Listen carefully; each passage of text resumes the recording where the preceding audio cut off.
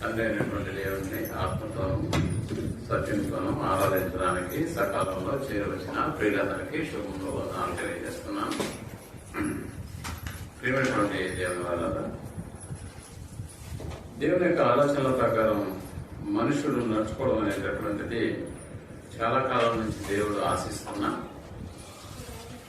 దేవుని యొక్క ఆలోచనలకు వ్యతిరేకంగా మనుషుడు జీవించడానికే ఎప్పుడు ఇష్టపడుతున్నాడు అన్న సంగతి మనకి బాగా తెలుసు.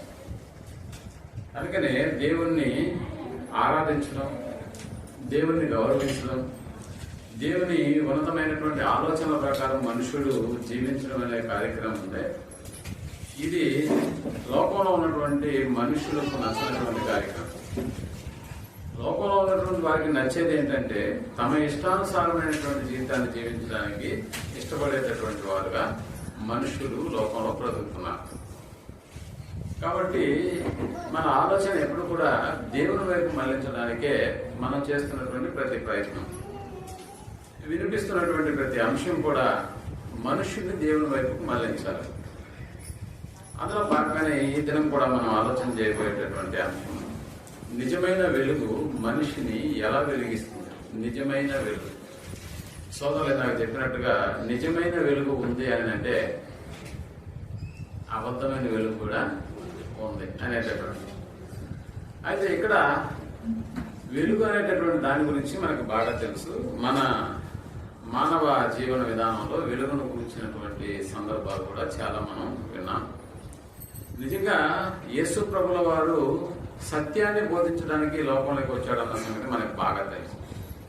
సత్యాన్ని కూర్చున్నటువంటి ఆసక్తి, తెలుసుకోవాలన్న తపన, నేర్చుకోవాలన్న ఆకాంక్ష ఈనాడు మనుషులలో లేదన్న సంగతి తెలుసు.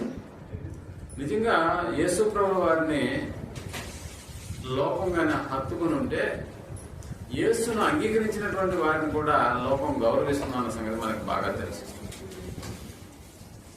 మన ముందున్నటువంటి సత్యాన్ని కూర్చున్నటువంటి పోరాటం, సత్యానికి సంబంధించినటువంటి బోధ, ఆ యొక్క కోవలో మనం నడుచుకుంటున్నటువంటి ప్రతి అంశం, వేస్తున్న ప్రతి అడుగు, నిజంగా ఈ పోరాటమే ఒక సత్యానికి సంబంధించింది. అయితే సత్యం కూర్చున్నటువంటి పోరాటాన్ని అనుసరించడానికి ఇష్టపడినటువంటి మన బ్రతుకుల్లో ఎక్కడ కూడా ఓడిపోకుండా ఎక్కడికి వెళ్ళాలని మనం ఈ మార్గంలోకి ప్రవేశించామో, ఎక్కడికి వెళ్ళాలని ఈ మార్గంలోకి మనం రావడానికి ఇష్టపడ్డామో, ఆ జీవితాన్ని పొందేంత వరకు ఈ జీవితంలో దానికి సరైనటువంటి పోరాటంలో నుంచి వెనుదిరిగి పోకుండా ఉండడమే దీని యొక్క లక్ష్యం. ఎక్కడికి వెళ్ళాలని మనం చేరుకుంటున్నాము ఇక్కడికి అంటే నిజంగా ఈ యొక్క పోరాటాన్ని అక్కడి వరకు చేరుకునేంత వరకు విడిచిపెట్టకూడదు అన్నది దేవుని యొక్క ఆలోచన. మనం ఈ యొక్క మార్గాన్ని చాలా ఈజీగా మనం తీసుకుంటూ ఉన్నాం. ఇది చాలా కష్టమైనటువంటిది. అంత మాత్రమే కాదు, ఇది చాలా భాగ్యవంతమైనటువంటిది అన్న సంగతి కూడా మనకు తెలుసు. ఏ లోకానికి వెళ్ళాలని మనం నిర్ణయించుకున్నామో ఆ లోకాన్ని చేరుకునేంత వరకు మన ముందు ఉంచుకున్నటువంటి పరుగు పందెంలో ఓపికతో పరిగెత్తుతూ ఆ యొక్క లక్ష్యాన్ని మనం ఛేదించవలసినటువంటి వారమైన, ఆ లక్ష్య సాధనలో ఎన్ని అడ్డంకులు ఎదురైనా కూడా, ఎన్ని ఇబ్బందులు మనం పడినప్పుడు కూడా లక్ష్యాన్ని సాధించడంలో ఏమాత్రం వెనుకడుగు వేయకుండా ఉండడమే దీని యొక్క లక్ష్యం. కాబట్టి ప్రేమటువంటి వాళ్ళరా, చాలా కష్టమైనటువంటి ఈ మార్గం, చాలా భాగ్యవంతమైనటువంటి ఈ యొక్క మార్గాన్ని మనుషులు ఎన్నుకున్నప్పుడు ఆ మార్గంలోకి పోకుండా చేసేటటువంటి వాడే అపవాది. కాబట్టి ప్రియమైనటువంటి వాళ్ళరా, ఎంతమంది అయితే ఈ మార్గాన్ని అనుసరించకుండా తమకు ఇష్టం వచ్చినటువంటి మార్గాల్లో నడుచుకుంటూ ఉన్నారో అలాంటి వారికి ఒక ఉన్నతమైనటువంటి ఆలోచనను కలిగించి దేవుడు ఏ ఉద్దేశం కొరకైతే మనుషులు ఈ లోకానికి పంపించారో ఆ ఉద్దేశాన్ని తమ జీవితాల్లో నెరవేర్చడానికి ఎన్నో అద్భుతమైనటువంటి కార్యక్రమాలు దేవుడు చేసినట్లుగా మనకు అనిపిస్తుంది. అందులో భాగంగానే నిజమైనటువంటి వెలుగు అనేటటువంటి ఈ పదాన్ని వాడాడు గ్రంథకర్త. ఒకసారి మనం ఆ యొక్క పదం ఎక్కడుందో మనం చూడగలిగితే, యోహాను రాసిన సువార్త 1వ అధ్యాయం 9వ వచనాన్ని మనం ఆలోచించగలిగితే, నిజమైన వెలుగు ఉండెను, నిజమైన వెలుగు ఉండెను, నిజమైన వెలుగు ఉండెను, అది లోకములోనికి వచ్చుచు, అది లోకములోనికి వచ్చుచు ప్రతి మనిషిని వెలిగించుతున్నది. ఏం చేస్తుంటే ప్రతి మనుష్యుని వెలిగించుచు ఉన్నది. నిజమైన వెలుగు అనేటటువంటిది ఉంది, అది లోకములోనికి వచ్చుచు ప్రతి మనుష్యుణ్ణి వెలిగించుచు ఉన్నది. ఆయన లోకములో ఉండెను, లోకము ఆయన మూలముగా కలిగెను, కానీ లోకము ఆయనను తెలుసుకొనలేదు. లోకము ఆయనను తెలుసుకొనలేదు. సో ఇక్కడ మనకు తెలుసు, నిజమైనటువంటి వెలుగు లోకంలో ఉంది, కానీ లోకం ఆ వెలుగును ఏం చేయట్లేదంట, గ్రహించుకోవట్లేదు, తెలుసుకొనట్లేదు అనేటటువంటి విషయాన్ని ఇక్కడ మాట్లాడుతున్నాడు. మనకు తెలుసు ఈ రోజుల్లో చీకట్లో ఉన్నా కూడా వెలుగునిచ్చేటటువంటి పద్ధతులను మనం కనుగొన్నాం. బయట వెలుగుంది, లోపల కూడా వెలుగుంటుంది. కానీ వెలుగు బయటన్నా కూడా లోపల వెలుగు ఉంటుంది అన్న సంగతి మనకు తెలిసి కూడా ఇన్ని లైట్లు ఎందుకు వేసుకున్నాము అని అంటే లోపల ఉన్నటువంటి ఈ కొద్దిపాటి చీకటిని కూడా మనం భరించలేనటువంటి స్థితిని మనం ఆలోచన కలిగినాం. మీరు వెళ్ళేటప్పుడు ఆ పెట్రోల్ బంక్ దగ్గర కొన్ని కూరగాయల అంగళ్ళు ఉంటాయి. మీరు గమనించండి, పగలు 12 గంటలైనా ఆ లైట్లు ఆరకూడదు. మీరు వెళ్ళేటప్పుడైనా చూడండి. నిజంగా ఆ లైట్ ఎప్పుడు అవసరం వాళ్ళకని అంటే రాత్రి పూట అవసరం. కానీ పగలు 12 గంటలకు కూడా వాళ్ళు ఆ లైట్లు తెలియకుండా ఆపరేమో అనుకున్నాను నేను. ఒకవేళ లైట్ల సంగతి మర్చిపోయారేమో అనుకున్నాను. కొన్ని ఒకరోజు మర్చిపోతారు, 2 రోజులు మర్చిపోతారు, కానీ రోజు మర్చిపోతారా? లేదు.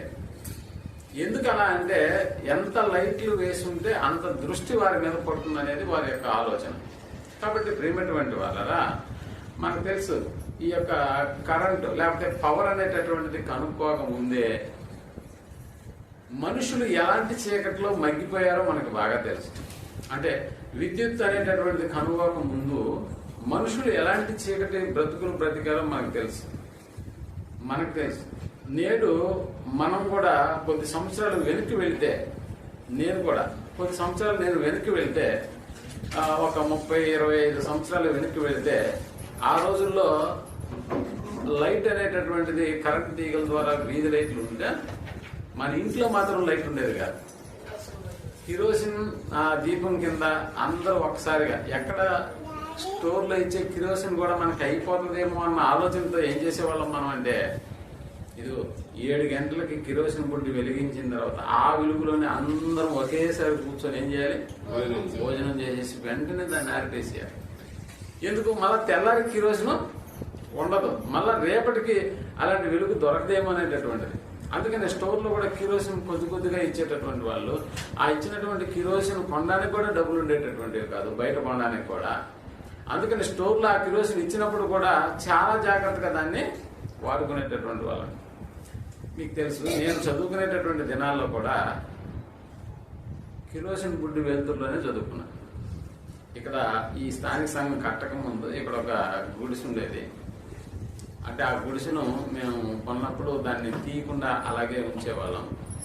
ఈ ప్లేస్లోనే బుడ్డి వెలిగించి అలాగే చదువుకుంటూ నిలబడి, అది నేను చదువుతున్నటువంటి ఆ పుస్తకాన్ని కాస్త దొలిపోయింది. ఎందుకంటే కదిలాడుతుంటాం కాబట్టి అది దొలిపోయింది. అది రగులుకుంటూ చాలా పుస్తకం కాలిపోయిన తర్వాత ఎంటుకలు చిటపటా ఉన్నాయి. అంటే ఎంటుకల దగ్గరకు వచ్చేసింది ఆ వెలుగు.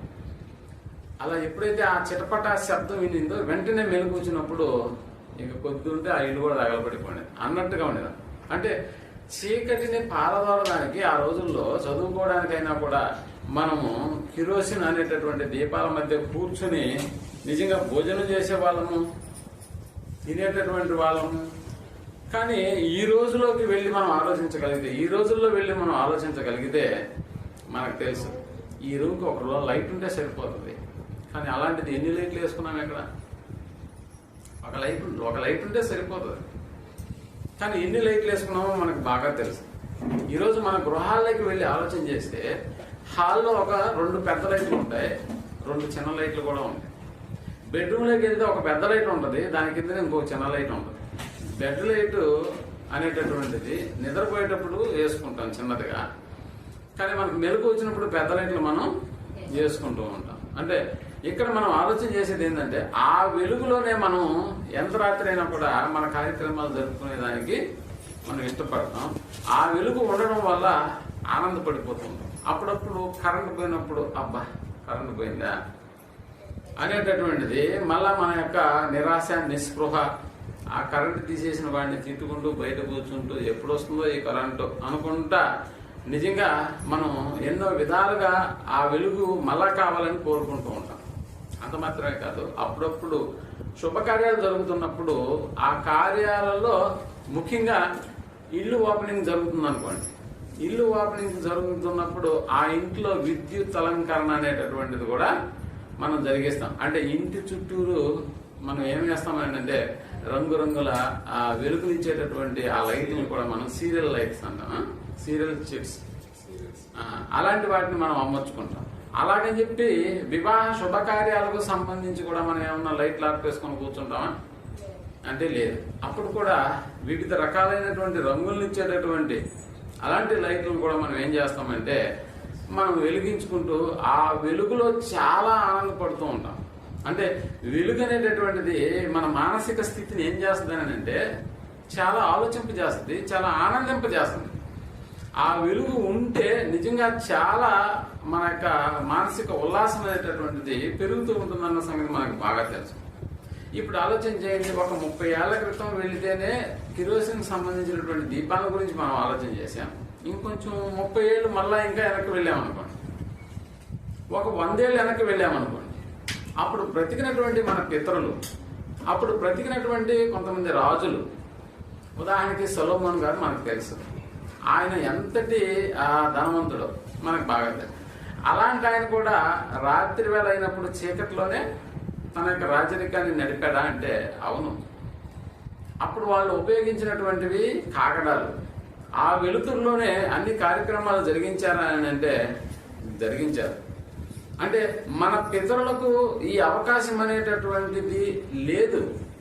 ఒక 100 సంవత్సరాలు వెళ్ళిపోతే వెనక్కి వెళ్ళిపోతే మన తాత ముత్తాతలు ఆ రోజు బ్రతికినటువంటి వాళ్ళే అయినా కూడా ఇలాంటి అవకాశం వాళ్ళకు ఉందా? ఇలాంటి అవకాశం వారికి లేదు, ఇలాంటి అవకాశం వారికి లేదు. అయినా కూడా వాళ్ళు ఆనందాన్ని అనుభవించారా, మానసిక ఉల్లాసాన్ని కలిగినటువంటి వారిగా బ్రతికారా అని అంటే అవును. అంటే నేడు జీవిస్తున్నటువంటి మన బ్రతుకులు ఒక 100 ఏళ్ల క్రితం వెళ్ళి మన తాత ముత్తాతలు బ్రతికినటువంటి బ్రతుకులను మనం ఆలోచన చేస్తే ఎంత డిఫరెన్స్ కనిపిస్తుందో మీరు ఆలోచించండి. అంటే వాళ్ళు ఎక్కువ రోజులు బ్రతికారా అంటే అవును, మనకంటే ఎక్కువ రోజులు బ్రతికారు వాళ్ళు. కానీ నేడు మనకున్నటువంటి ఫెసిలిటీస్ని దృష్టిలో పెట్టుకుంటే వాళ్ళకున్నటువంటి ఫెసిలిటీస్ని దృష్టిలో పెట్టుకున్నప్పుడు ఈ రెండిట్లో ఏది ఎక్కువ ఫెసిలిటీస్ కలిగినటువంటిగా కనిపిస్తుంది? మన తరమా, గతించిన వాళ్ళ తరమా? మన తరమే చాలా అత్యాధునికమైనటువంటి సౌకర్యాల మధ్య బ్రతుకుతున్నటువంటి బ్రతుకుల్లాగా మనకి కనిపిస్తున్నాయి. 100 సంవత్సరాలకు వెనక్కి వెళ్ళి ఆలోచన చేసినప్పుడు వాళ్ళ బ్రతుకుల్లో ఇన్ని సౌకర్యాలు లేకపోయినా కూడా ఎక్కడ అసౌకర్యంగా వాళ్ళు ఫీల్ అయినటువంటి దాఖలాలు లేవు. ఇంకా చెప్పాలని అంటే ఈ రోజుల్లో మనం అనుభవిస్తున్నటువంటి ఆరోగ్య స్థితిని దృష్టిలో పెట్టుకున్నప్పుడు ఒకప్పుడు 100 ఏళ్ల క్రితం బ్రతికినటువంటి వాళ్ళ యొక్క ఆరోగ్య స్థితిని దృష్టిలో ఉంచుకొని ఒకసారి మీరు కంపేర్ చేసి చూడండి. ఇన్ని హాస్పిటల్, ఇప్పుడు ఉన్నటువంటి హాస్పిటల్స్ అప్పుడు ఉన్నాయా? ఇప్పుడు ఉన్నటువంటి మందుల షాపులు అప్పుడు ఉన్నాయా? ఇప్పుడు ఉన్నటువంటి ల్యాబొరేటరీలు అప్పుడు ఉన్నాయా? అంటే ఈ రోజుల్లో మనకి ఎన్ని హాస్పిటల్స్ ఉన్నా కూడా, ఎన్ని ల్యాబొరేటరీలు ఉన్నా కూడా, ఇంకా చెప్పాలంటే ఎన్ని మెడికల్ షాపులు ఉన్నా కూడా అనారోగ్యం ఇప్పుడు ఎక్కువ ఉందా అప్పుడు ఎక్కువ ఉందా? అంటే ఇప్పుడే అనారోగ్య. ఎందుకు? ఎన్ని హాస్పిటల్స్ నిన్ను నయం చేయలేకపోతున్నాయి, ఎన్ని మందులు నిన్ను ఆరోగ్యకరంగా చేయలేకపోతున్నాయి. ఎందుకు? అంటే దీన్ని బట్టి మనకు అర్థమవుతుంది ఏంటంటే ఈనాడు ఉన్నటువంటి సిటీ స్కాన్లు, ఎంఆర్ఐలు కూడా, అంటే ఒక జబ్బుని నిర్ణయించడానికి ఉపయోగపడేటటువంటి యంత్రాలు కూడా ఒకప్పుడు లేవు. ఒకప్పుడు డాక్టర్ దగ్గరకు వెళితే ఆ డాక్టర్ ఏం చేసేవాడు అని అంటే ఏది నాలుగు తెరువు అనేవాడు, నాలుగు బయటికి చాపు అనేవాడు. ఇంకా చెప్పాలంటే కన్ను ఇలా అనేసి ఇలా చూసేవాడు, వెంటనే నీకు మందులు. ఏ మందులు? అలోపతిక్ మందులు కాదు, ఆయుర్వేద మందులు. అంటే నీ నాలుకను చూసి నీ కంటి రెప్పను కిందకి వాళ్ళు చూసినప్పుడు దాన్ని బట్టి వాళ్ళకి అర్థమైనటువంటి ఆ ఆరోగ్యానికి సంబంధించినటువంటి మందులను రాసేటటువంటి వాళ్ళు వెంటనే ఆ జబ్బులన్నీ కూడా నయమైపోయేటటువంటివి. లైఫ్ స్పాన్ అనేటటువంటిది ఆ రోజుల్లోనే ఎక్కువ ఉంది. కానీ ఈ రోజుల్లో ఉన్నటువంటి సౌకర్యాలను దృష్టిలో పెట్టుకున్నటువంటి మన జీవితాల్లో అన్నీ తక్కువే, ఆరోగ్యం తక్కువే, ఆనందం కూడా తక్కువే. నిజంగా ప్రియమైనటువంటి వాళ్ళరా, ఇన్ని ఫెసిలిటీస్ లేకపోయినప్పుడు ఆ రోజుల్లో మనుషుల యొక్క మానసిక స్థితి ఎలా ఉందని అంటే వాళ్ళు నాశనం కాలేదు, వాళ్ళు అనారోగ్య స్థితిలోకి వెళ్ళిపోలేదు. కానీ నేడు వాటికంటే భిన్నంగా ఏమైపోతున్నామని అంటే అణగారిపోతున్నటువంటి బ్రతుకులు మనం కలిగి ఉన్నాము. అందుకని ప్రియమైనటువంటి వాళ్ళరా, విజ్ఞానం అనేటటువంటి దాని యొక్క అంచున మన బ్రతుకులు ఇలాగ ఉంటున్నప్పుడు, విజ్ఞానం అనేటటువంటి అంచుల్లోకి వెళ్ళిపోయాం. మన బ్రతుకులను ఎంత సాఫీగా కొనసాగించుకుంటున్నామని అంటే ఈ రోజుల్లో నిజంగా వేసవి కాలాన్ని కూడా శీతాకాలాన్ని చేసి మనం మురిపించేటటువంటి ఏసీ అనేటటువంటి యంత్రాలను కూడా మనం పెట్టుకొని దుప్పట్లు గట్టిగా కప్పుకునేటటువంటి దినాలను కూడా మనం అనుభవిస్తున్నామంటే మన యొక్క విజ్ఞానం అనేటటువంటిది ఎంత పెరిగిపోయిందో మీరు ఆలోచించండి. ఎందుకు ఈనాడు అనుభవిస్తున్నటువంటి వీటికి నిజంగా ఎన్ని సౌకర్యాలు మనుషులు కలగజేసుకున్నా కూడా బ్రతుకు ఎక్కువ రోజులు బ్రతకట్లేదు. ఒకప్పుడు ఈ సౌకర్యాలు లేనటువంటి దినాల్లో తాత ముత్తాతలు వాళ్ళు బ్రతికినటువంటి జీవిత కాలాన్ని మనం చూసినప్పుడు, ఈనాడు మనం బ్రతుకుతున్నటువంటి జీవిత కాలాన్ని చూసినప్పుడు మనది తక్కువగా ఉంది, వాళ్ళది ఎక్కువగా ఉంది. ఏంటి డిఫరెన్స్? ఈ డిఫరెన్స్ ఎందుకు మనుషుల మధ్య ఇలా వచ్చిందని అంటే నిజంగా పూర్వీకులలో ఏం కనిపిస్తుందని అంటే భక్తి, దేవుడు అంటే భయం. అంటే వాళ్ళు ఏ దేవుడిని నమ్ముకున్నా కూడా వాళ్ళ యొక్క స్థితిని మనం గమనించినప్పుడు భక్తి, వినయం, దేవుడు అంటే గొప్ప అవకాశం లాగా వాళ్ళు తీసుకుని నిజంగా ఆ భక్తిని కలిగినటువంటి ఆ యొక్క స్థితిని, దేవుని మీద గౌరవాన్ని ఉంచుకొని ఎన్నో జాతరలు వాళ్ళకి తెలిసినటువంటి పద్ధతులలో తెలుసుకున్నటువంటి దేవుని పట్ల ఎంత ఆసక్తిని కలిగినటువంటి వాళ్ళుగా ఉండేవాళ్ళో మనకు బాగా తెలుసు. అయితే ప్రియమైనటువంటి వాళ్ళరా, ఈ రోజు మన యొక్క భక్తి విషయాన్ని మనం ఆలోచన చేసుకున్నప్పుడు, దేవుడు అంటే గౌరవం అనేటటువంటి దాన్ని మనం ఆలోచన చేసుకున్నప్పుడు అసలు పట్టించుకునేటటువంటి వాళ్ళే చాలా తక్కువైపోయారు. అందుకని థామస్ ఆల్వా ఎడిసన్ అనేటటువంటి అతను కరెంటును కనుగొన్నటువంటి తొలి దినాలలో ఆయన అహర్నిశలు కష్టపడి కనుగొన్నది ఏంటి అని అంటే బల్బును. అంటే మనుష్యుడు చీకట్లో ఉండకూడదు. కాబట్టి చీకట్లో ఉన్నటువంటిని ఆ యొక్క జీవితాన్ని పారదోలడానికి ఏం కనుగొన్నాడు అని అంటే బల్బును కనుగొన్నాడు. చీకటిని పారదోమించేటటువంటి ఒక గొప్ప ఏర్పాట్లేక అతను తన యొక్క ఆలోచనకు మెరుగు పెట్టాడు. ఈరోజు మనకు తెలుసు ఎన్నో రకాలైనటువంటి బల్బులను మనం చూస్తూ ఉన్నాం. ఒకప్పుడు బల్బు అనేటటువంటి కనిపెట్టబడిన దినాలలో ఉన్నటువంటి బల్బు ఈ రోజు మనకి కనిపిస్తున్నటువంటి బల్బు. అంటే వాటిలో కూడా ఎన్నో రకాలైనటువంటివి లోకంలోకి వచ్చేసాయి. నిజంగా ప్రియమైనటువంటి వాళ్ళరా, నిజమైనటువంటి వెలుగు అన్న పదాన్ని వాడుతున్నాడు ఇక్కడ. నిజమైనటువంటి వెలుగును గురించి బైబిల్ చెప్తుంది. ఈ వెలుగు రాకముందు నుంచే బైబిల్ నిజమైన వెలుగును గురించి మాట్లాడింది. అంటే యోహాను గారు ఈ యొక్క స్వార్థను రాసేటప్పటికీ నిజంగా అది మొదటి శతాబ్దమే అయినా కూడా ఆ రోజు వెలుగు అనేటటువంటి పదాన్ని గురించి ఆలోచించేటటువంటి మనుషులకు వెలుగుకు మూలం ఏంటి అని ఆలోచించారంటే సూర్యుడు. ఒకవేళ రాత్రిపూట వెలుగు అనేటటువంటి దాని గురించి వీళ్ళు ఆలోచన చేసింది చంద్రుడు. అంటే వెలుగు అనేటటువంటి పదానికి వాళ్ళు ఇస్తున్నటువంటి నిర్వచనాలు సూర్యుడు, లేకపోతే రాత్రి వేళ చంద్రుడు అనేటటువంటిది. అందుకని ప్రియమైనటువంటి వాళ్ళరా, దైవ గ్రంథం చెప్తున్నటువంటి ఈ మాట, నిజమైనటువంటి వెలుగు ఉండిన లోకములో నిజమైనటువంటి వెలుగు ఉండిందా? అవును, నిజమైనటువంటి వెలుగు ఉండేను. కానీ ఆ వెలుగును లోకం ఏం చేయలేకపోతుంది? గుర్తించలేకుండా పోతుంది. ఏమన్నా ఇప్పుడు కూడా మనం వెలుగు మధ్యనే ఉన్నాము. ఇది నిజమైన వెలుగు కాదా? ఇది నిజమైనటువంటి వెలుగు కాదా? కాదు. కరెంటు పోతే వెంటనే ఏమైపోతుంది? వెలుగు కాస్త చీకటి అయిపోతుంది. కాబట్టి ఇది నిజమైన వెలుగా? అంటే కాదు, నిజమైనటువంటి వెలుగు కాదు. అందుకనే ప్రియమైనటువంటి వాళ్ళరా, ప్రపంచంలో యేసు ప్రభుల వారి యొక్క మాటలు నిజంగా ప్రపంచాన్ని ఆలోచింపజేసేటటువంటి మాటలు. అందుకనే మనము ఈ భూమి మీద మన యొక్క జీవన విధానాన్ని గురించి పేతురు గారు రాస్తూ మనము ఈ లోకమునకు యాత్రికులము అనేటటువంటి పదాన్ని రాశాడు, పరదేశులమును అనేటటువంటి పదాన్ని రాశాడు. కాబట్టి యాత్రికులుగా ఉన్నటువంటి మనకు కావాల్సింది ఏంటి అని అంటే, యాత్ర చేసేటటువంటి వాళ్ళని మీరు గమనించండి. యాత్ర చేసేటటువంటి వాళ్ళకు అవసరమైనటువంటిది ఏంటంటే మార్గం, మతం కాదు, మార్గమే కావాలి యాత్ర చేసేటటువంటి వాళ్ళకి. అంతే కదా, పలానా ఊరికి యాత్ర వేసుకున్నామని అంటే ఇక్కడి నుంచే ఎన్ని కిలోమీటర్లు అది ఇలా లెక్కలేస్తాం. ఒకవేళ ప్రయాణం మొదలు పెడితే ఆ ప్రయాణంలో ఎంత దూరం వెళ్ళామని లెక్కలేసుకుంటాం. అంతేగాని మతాన్ని గురించి మాట్లాడుకుంటామని అంటే, యాత్రికులం కాబట్టి మనం దేని గురించి మాట్లాడుకోవాలి? మార్గాన్ని గురించే మాట్లాడుకోవాలి, మార్గాన్ని గురించే మాట్లాడుకోవాలి. ఇది క్రైస్తవ్యం అనేటటువంటిది మతం కాదన్న సంగతి మనకు బాగా తెలుసు. క్రైస్తవ్యం అనేటటువంటిది మార్గం మాత్రమే. అందుకని ప్రియమైనటువంటి వాళ్ళరా, ఈ మార్గానికి అవసరమైనటువంటిది ఏంటో దైవ గ్రంథం మనకు సెలవిస్తుంది. విద్యుత్ దీపాల నుంచి వచ్చేటటువంటిది నిజమైనటువంటి వెలుగు కాదా అని అంటే, నిజంగా నిజమైనటువంటి వెలుగు కాదు. అందుకని మనం అనుకున్నాం కరెంటు పోతే ఇది ఏమైపోతుంది అంటే ఆరిపోతుంది. కాబట్టి ఆ వెలుగు అంటే విద్యుత్ దీపాల వల్ల వచ్చేటటువంటి ఈ వెలుగు మన మధ్యలో ఉన్నటువంటి చీకటిని ఏం చేస్తుంది? దూరం చేస్తుంది.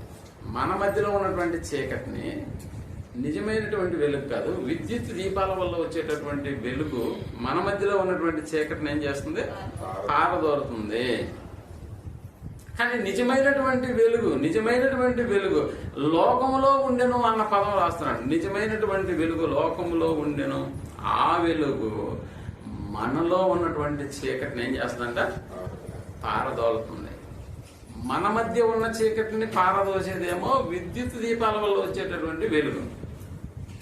మనలో ఉన్నటువంటి చీకటిని పారదోలేది నిజమైన వెలుగు. ఇప్పుడు అర్థమవుతుంది, నిజమైన వెలుగుకి విద్యుత్ దీపాల వల్ల వచ్చేటటువంటి వెలుగుకి ఉన్న మధ్య వ్యత్యాసాన్ని మనం గమనించగలిగితే, మన మధ్య ఉన్నటువంటి చీకటిని పారదోలేది విద్యుత్ దీపము, మనలో ఉన్నటువంటి చీకటిని పారదోలేది నిజమైన వెలుగు. అందుకనే మనలో ఉన్నటువంటి వెలుగును దూరం చేసేటటువంటిదే నిజమైన వెలుగు. అందుకని థామస్ ఆల్వా ఎడిసన్ కనిపెట్టినటువంటి ఆ వెలుగు సమాజంలో ఉన్నటువంటి చీకటిని ఏం చేస్తుందని అంటే పారదోలుతుంది, సమాజంలో ఉన్నటువంటి చీకటిని. కానీ నిజమైనటువంటి వెలుగుగా వచ్చినటువంటి మన రక్షకుడైనటువంటి యేసు ప్రభుల వారు మనలో ఉన్నటువంటి చీకటిని ఏం చేస్తున్నాడు? పారదోలుతున్నాడు. అందుకనే నిజమైనటువంటి వెలుగు మనుష్యులను ఎలా వెలిగిస్తుంది అనేటటువంటిది మన పాఠం. నా పాయింట్ అర్థమవుతుందా మీకు? నిజమైనటువంటి వెలుగు ఏంటో మనకు అర్థమైంది, అబద్ధమైనటువంటి వెలుగు ఏంటో కూడా మనకు అర్థమైంది. అబద్ధమని చెప్పబడేటటువంటి ఈ వెలుగు మన మధ్యలో ఉన్నటువంటి చీకటిని దూరం చేస్తుంది. బట్ నిజమైన వెలుగు మనలో ఉన్నటువంటి చీకటిని దూరం చేస్తుంది. అందుకని మనలో ఉన్నటువంటి చీకటిని దూరం చేయాలనేటటువంటిది, ఎలా దూరం చేసుకోవాలనేటటువంటి దాని విషయంలో సమాజం ఏమన్నా ఆలోచన చేస్తుందా? ఇప్పుడే మనం అనుకున్నాం కరెంట్ పోతే ఇది నిజమైన వెలుగు కాదని. నిజంగానే అంటే కొన్నిటిని అర్థం చేసేదానికి దేవుడు అప్పుడప్పుడు ఇలాంటివి జరిగిస్తుంటాడు అన్న సంగతి మనకు జ్ఞాపకం చేసుకోవాలి. అయితే నిజంగా ప్రేమటువంటి వాళ్ళరా, సమాజం ఎలా ఆలోచన చేస్తుందంటే మన మధ్యలో చీకటి ఉండకూడదు అనేటటువంటి విషయాన్ని ఆలోచన చేసింది. కాబట్టే ఎన్నో రకాలుగా ఈ యొక్క ఇన్వేషన్ లో మనకి కనిపెట్టబడిందే లైట్. ఎప్పుడు కూడా మనలో ఉన్న చీకటిని గురించి పాల్గొనాలి అనేటటువంటి ఆలోచన సమాజం ఎప్పుడన్నా చేసిందా? మనలో ఉన్నటువంటి చీకటిని పారదోలేసేటువంటి ఆ యొక్క ప్రయత్నం సమాజం చేయలేదు. కాబట్టి ప్రియమైనటువంటి వాళ్ళరా, ఇంతకీ మనలో ఉన్న చీకటి ఏంటి? అసలు మనలో చీకటి ఉందా? అవును, నిజంగా చెప్పాలంటే మనం తినేటటువంటి ఆహార పదార్థాలు ఎలాగైతే అన్నవాహికలోకి వెళ్తాయో వాటన్నిటికీ సంబంధించి కూడా కొన్నిసార్లు మనకి గ్యాస్ ట్రబుల్ వస్తుందని చెప్పి గ్యాస్ ట్రబుల్ డాక్టర్ దగ్గరికి వెళ్ళామనుకో, ఆయన ఇదేంటో నేను కనుక్కోవాలంటే నీకు ఎండోస్కోపీ చేయాలి అంటాడు. ఆ ఎండోస్కోపీలో ఏముంటుందో తెలుసా? ఒక కెమెరా ఉంటుంది, ఒక లైట్ ఉంటుంది. అంటే ఎప్పుడైతే ఆయన మా నోట్లోకి ఆ ఎండోస్కోపీ ట్యూబ్ను పంపిస్తాడో, దాదాపుగా 1.5 మీటర్ పొడవు ఉండేటటువంటి ఆ ట్యూబ్ లో లోపల అంతా చీకటే. ఎందుకు సార్ లైట్ పెట్టారు దానికని? ఆ లైట్ ఉంటేనే లోపల అది వెలుగునేస్తుంది. ఆ వెలుగులో ఏమేమి ఉన్నాయో, జీర్ణ వ్యవస్థలో ఏమేమి ఉన్నాయో అవన్నీ కూడా మనకి కనిపిస్తూ ఉంటాయి అనేటటువంటిది. అందుకని ఎండోస్కోపీ ఆ ట్యూబ్ లో మనకు ఉన్నటువంటిది ఒకవేళ వెలుతురే అయితే, వెలుగే అయితే ఆ వెలుగులో లోపలికి పంపించిన తర్వాత మనకి ఏం కనిపిస్తాయంటే జీర్ణకోశ వ్యవస్థలో ఉన్నటువంటి వివిధ రకాలైనటువంటి భాగాలు మనకు కనిపిస్తాయి. మరొక టెక్నాలజీ ఉంది.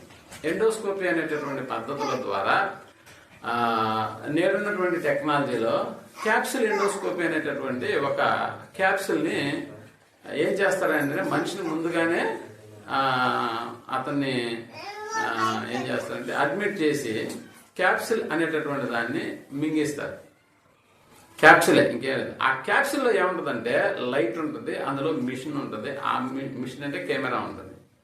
అంటే మనం ఏదైతే ఒక ఆహార పదార్థం తింటామో, తినిన తర్వాత ఎలాగైతే బహిర్భూమికి వెళ్ళిపోతామో అలాగే ఈ క్యాప్సుల్ కూడా ఆహార పదార్థంతో పాటుగా ఎలాగైతే ఆహార పదార్థాలను డైజెషన్ చేస్తుందో అలాంటి వ్యవస్థకే ఈ క్యాప్సుల్ ఎండోస్కోపీ అనేటటువంటిది పనిచేస్తుంది. అంటే మనకి ఎన్ని పేగులు ఎన్ని వంకరలు తిరుగున్నాయి, అది పెద్ద పేగ చిన్న పేగ అనేటటువంటిది కావచ్చు. లోపలికి వెళ్ళిన తర్వాత అందులో అమర్చబడి ఉన్నటువంటి ఈ లెన్స్ ఏమంటారు, క్యాప్సుల్లో ఉన్నటువంటి వాటిని రికార్డ్ చేస్తూ ఉంటుంది కంప్యూటర్. అంటే కంప్యూటర్ అది అనుసంధానం చేయబడి ఉంటుంది.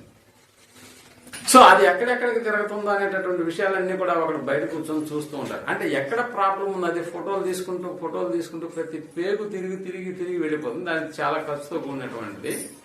అయితే ప్రియమైనటువంటి వాళ్ళరా, అలాంటి వెలుగా మనలో ఉన్న వెలుగు అని అంటే ఏదో మనలో ఉన్నటువంటి అవయవాల మధ్య లేకపోతే లోపల ఉన్నటువంటి పేగుల మధ్య ఉన్నటువంటి చీకటిని తొలగించేదానిగా ఈ నిజమైన వెలుగు అనేటటువంటిది ఉండేది అని అంటే కాదు. మరి ఏముంది మనలో ఉన్నటువంటి చీకటి అనేటటువంటిది ఏంటి అని అంటే మనలో ఉన్నటువంటి పాపం. సో పాపం అనేటటువంటి చీకటిని పోగొట్టేటటువంటి ప్రయత్నాన్ని గురించి ఎవరైనా ఆలోచన చేశారా అని అంటే లేదు, ఎవరు ఆలోచన చేయలేరు.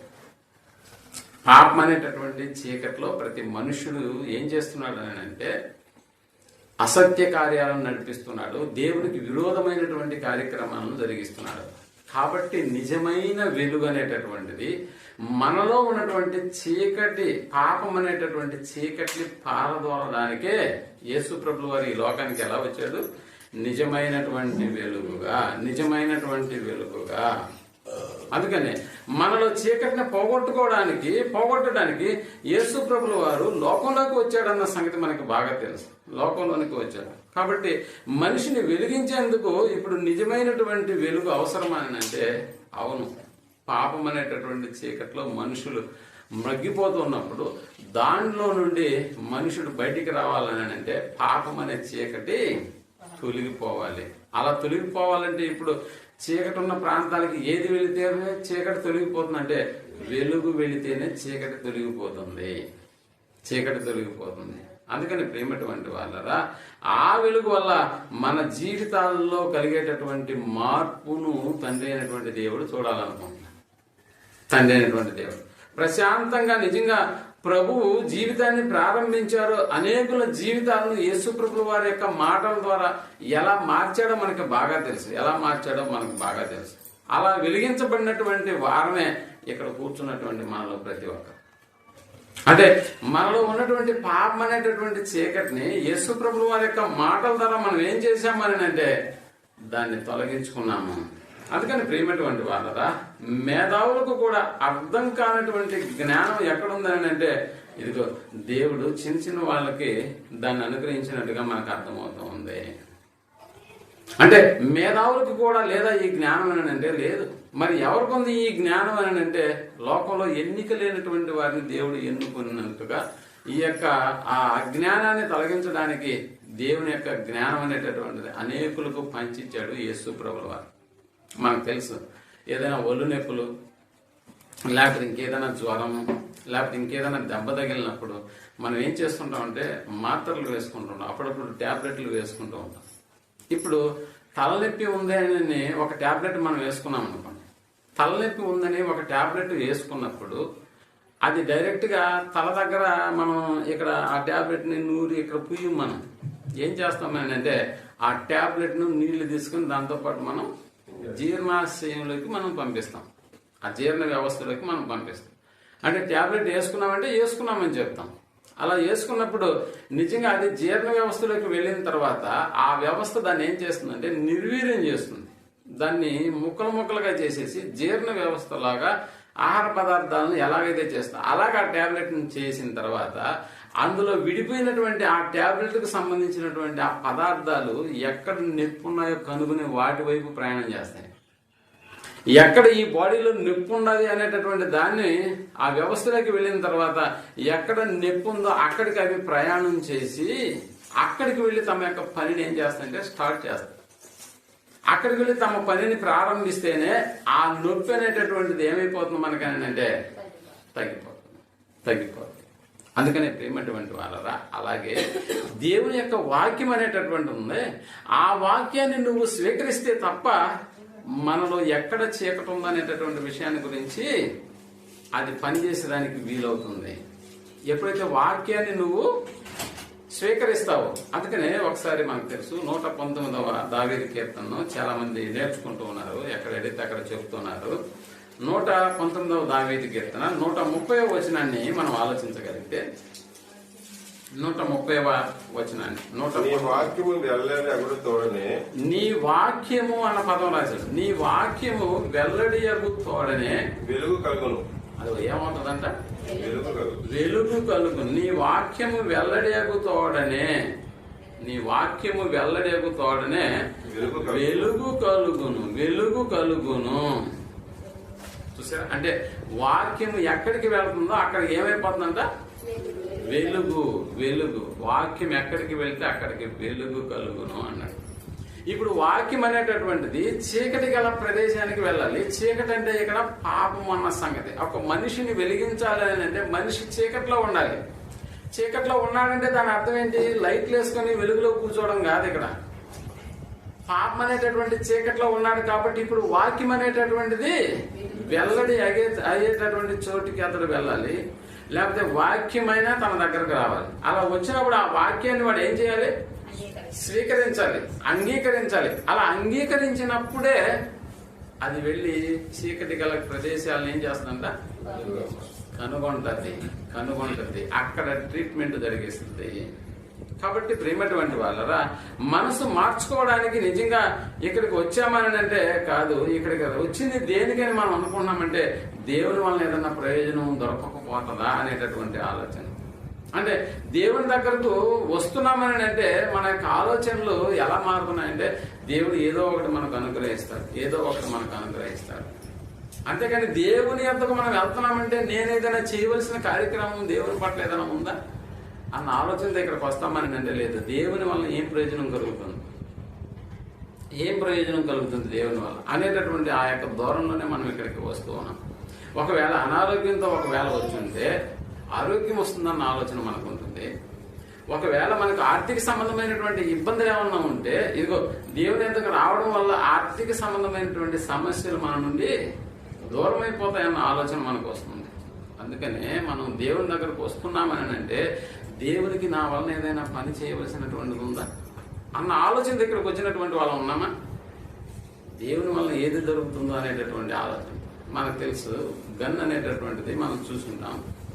గన్ అనేటటువంటిది అందులో ఉన్నటువంటి తోటాలు లేకపోతే బుల్లెట్స్ నిజంగా ఒక్కసారి వాటిని వదిలినప్పుడు పరిస్థితి ఎలా ఉంటుందో మనకు తెలుసు. అలా వదిలినప్పుడు అవి ఎక్కడికి వెళ్ళి ఢీకొనాలని అంటే గురి వద్దకే వెళ్ళిపోవాలి. ఆ యొక్క బుల్లెట్ అనేటటువంటిది ఎక్కడికి వెళ్ళిపోవాలి? గురి దగ్గరికి వెళ్ళిపోవాలి. ఫైర్ చేసేటప్పుడు నేను ఎన్సీసీలో చదువుకునేటప్పుడు ఎన్సీసీలో నాకు మొట్టమొదటి ప్రైజ్ వచ్చింది. నిజమైనటువంటి గన్ను ఉపయోగించి దాన్ని టార్గెట్ రీచ్ చేసేటటువంటి టెస్ట్ అది. సో నిజంగా ఆ ఎన్సీసీ చదువుతున్నటువంటి దినాల్లో మమ్మల్ని గురిపెట్టి కాల్చేటటువంటి ఒక ప్రాంతానికి తీసుకెళ్లారు. మాకు ఒక లైట్ మిషన్ గన్ అంటారు దాన్ని, లైట్ మిషన్ గన్. ఒక మ్యాగజైన్లో 30 బుల్లెట్స్ ఉంటాయి. నిజమైన బుల్లెట్ని చూడడం అప్పుడే నేను, అంటే డిగ్రీ చదువుతున్నటువంటి దినాలు, ఇంటర్మీడియట్ చదువుతున్న దినాలు, నిజమైన బుల్లెట్ని చూసినాను. నిజమైన గన్ను కూడా పట్టుకుంది ఆ రోజే. నిజంగా దాన్ని ఎలా పేల్చాలనేటటువంటి దాని విషయంలో కూడా మాకు అవగాహన లేనటువంటి దినాలు. అయినా కూడా మమ్మల్ని ట్రైనప్ చేసి మాకు ట్రైనింగ్ ఇచ్చేటటువంటి ఆ మిలిటరీ అధికారులు మమ్మల్ని పండబెట్టారు, పడుకోబెట్టారు పోర్ల. ఆ తర్వాత లైట్ మిషన్ కనుక ముందు ఒక స్టాండ్ పెట్టారు, వెనక ఈ భుజం దగ్గర దాన్ని ఏమంటారు చెక్క లాంటి ప్రదేశాన్ని ఇక్కడ ఆంచుకోవాలి, ఇలా పెట్టాలి, ఎక్కడ గురి పెట్టాలనేటటువంటి విషయాన్ని కూడా దానికి నిర్దేశించబడినటువంటి స్థలాన్ని చూపించారు. ఎప్పుడు ప్రాక్టీస్ లేనటువంటి నేను కూడా అలాగే పడుకున్నాను, చేశాను. నాతో పాటు 4 పక్క పక్కన పడుకున్నారు.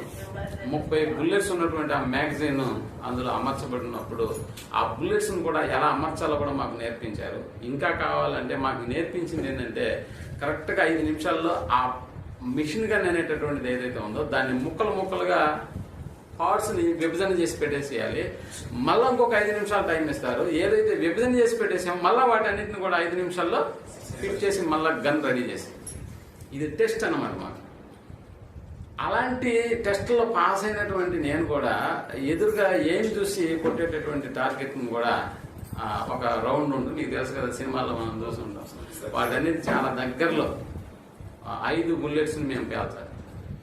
సో ఇలా అంటే ఒక టార్గెట్ అనేటటువంటిది ఎలాగైతే మనం ఒక బుల్లెట్ వదిలినప్పుడు టార్గెట్ని రీచ్ చేయాలని మనం అనుకుంటామో, అలాగే బోధకుడు కూడా వాక్యం అనేటటువంటి తోటాను విసిరినప్పుడు నిజంగా ఎక్కడికి వెళ్ళి తగులుకోవాలి అంటే హృదయంలోకి వెళ్ళిపోవాలి. పక్కన ఎక్కడన్నా తగిలిందని అంటే పక్కన తగిలింది, ఆ తగిలినటువంటి వాళ్ళు ఎలా వస్తారంటే దేవుని వల్ల మాకేమన్నా లాభం ఉందా అని ఆలోచన చేస్తాడు. నిజమైన తోట టార్గెట్ని తగిలించుకున్నటువంటి వాడు నేను దేవునికి ఎలా ఉపయోగపడతా అనే విధంగా వస్తాడు. అందుకనే ప్రియమైనటువంటి వాళ్ళరా, దేవుడు నాకేం చేశాడు అనేటటువంటి వానిలో మార్పు ఎప్పుడూ రాదు. బాగా గమనించు. దేవుడు నాకేం చేశాడు అనేటటువంటి వానిలో మార్పు వస్తుందంటే రాదు. దేవునికి నేను ఏం చేయాలనేటటువంటి వాళ్ళలోనే నిజమైనటువంటి మార్పు అనేటటువంటిది వస్తుంది. కాబట్టి ప్రేమటువంటి వాళ్ళ వాక్యం అనేటటువంటి ఈ యొక్క బుల్లెట్ మన హృదయాలను తాకితేనే వెలుగు అనేటటువంటిది పనిచేయడం ప్రారంభిస్తుంది. దేవుని మాటలు మనలో ఉంటేనే తెలివి లేని వారికి కూడా అవి ఏం చేస్తాయంట, తెలివినిస్తాయి. అదే కదా, ఒకసారి మళ్ళా 119 నీ వాక్యములు వెల్లడి అగుట తోడనే వెలుగు కలుగును. అవి అంటే వాక్యాలు. అవి తెలివి లేని వారికి తెలివి కలిగించును. ఏం చేస్తాయి? తెలివి లేని వారికి తెలివిని కలిగిస్తాయి. తెలివి లేని వారికి దేవుని మాటలు అనేటటువంటి ఈ తోటాలు ఎప్పుడైతే హృదయంలో గుచ్చుకుంటాయో, అలాంటి హృదయంలో గుచ్చుకున్నటువంటి వాళ్ళు తెలివి లేని వాళ్ళు అయినప్పటికీ ఇప్పుడు వాళ్ళకి ఏం మొదలవుతుందో తెలుసా? తెలివి కలిగించే విధంగా, అంటే తెలివిని కలిగినటువంటి వారుగా వారు తయారవుతారు. ఉదాహరణకి మనకు తెలుసు, పేతురు గారు ఎవరో చెప్పండి, జ్ఞాని, అంతేనా? చేపలు పట్టుకునే. అలాగని చెప్పి యేసు ప్రభుల వారి శిష్యుల్లో ఉన్నటువంటి మిగిలినటువంటి 11 మంది జ్ఞానుల, ధర్మశాస్త్రోపదేశకుల, యాజకుల, ధనవంతుల కాదు కదా. అంటే వీళ్ళందరూ ఎవరు అని అంటే పామరులు. విద్య లేని ఈ పామరులకు ఇంతటి పాండిత్యము ఎలాగొచ్చింది? వీరు గలిలీయులు కారా? ఎవరి గురించి మాట్లాడుతున్నారు ఈ మాట? శిశువులను ఉద్దేశించి. అప్పటి వరకు వీళ్ళు మనతో ఉన్నటువంటి వాళ్ళు కాదా? ఇదేమి మన భాషలో వాళ్ళు మాట్లాడటం ఏంటి అని మాట్లాడుతున్నారు అని అంటే 12 మంది అపోస్తలులు ప్రకటిస్తున్నప్పుడు, దేవుని మాటలు వారి నోటుకుండా వస్తున్నప్పుడు అక్కడ వింటున్నటువంటి వాళ్ళ యొక్క ఆలోచన మీరు చూడండి. ఆ మధ్య ఒక సోదరుడు, మేము మీటింగ్కి వెళ్ళినప్పుడు, ప్రీచర్స్ మీటింగ్కి వెళ్ళినప్పుడు, గంట ఫిలిప్ అనేటటువంటి అతను సంఘ పెద్ద, ఆయన మీటింగ్ మాతో ఏర్పాటు చేసినప్పుడు ఆయన ఒక మాట చెప్పాడు, నేను సంఘ పెద్దని, నేను ప్రపంచంలో ఉన్నటువంటి భాషల్లో 8 భాషలు నేను మాట్లాడగలను అన్నాడు. 8 భాషలు నేను మాట్లాడగలను. దుబాయ్లో ఉంటే దుబాయ్ భాష, కువైట్లో ఉంటే కువైట్ భాష, న్యూజిలాండ్కి వెళ్తే అక్కడ ఏ భాష ఉందో అక్కడ, ఇంగ్లాండ్కి వెళ్తే అక్కడ ఏ భాష ఉందో ఆ భాష. ఇలా కొన్ని ప్రముఖమైనటువంటి దేశాలలో మాట్లాడేటటువంటి భాషలు నేను నేర్చుకున్నాను. కాబట్టి 8 భాషలు ప్రపంచంలో నేను మాట్లాడగలను. మరి అపోస్తలుడు ఎన్ని భాషలు నేర్చుకుంటే వీళ్ళు ఏమంటున్నారు ఒకసారి మనం చూద్దాం. అపోస్తలుల కార్యంలోకి వెళ్ళి 2వ అధ్యాయంలో మనకు కనిపిస్తున్నటువంటి ఆ భాషల వివరాలను మనం అర్థం చేసుకోగలిగితే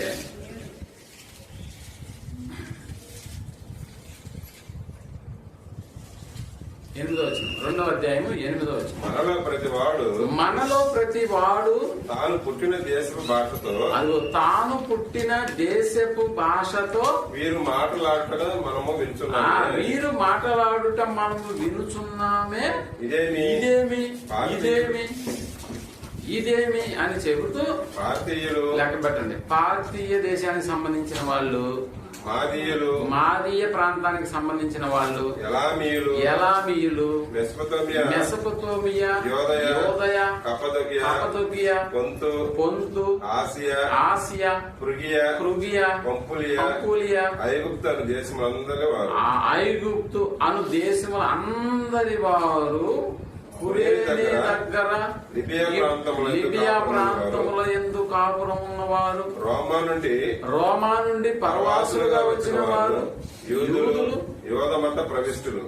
యూదా మత ప్రవిష్టులు, క్రేతీయులు, అరబీయులు మొదలైన మనమందరమును అన్నది.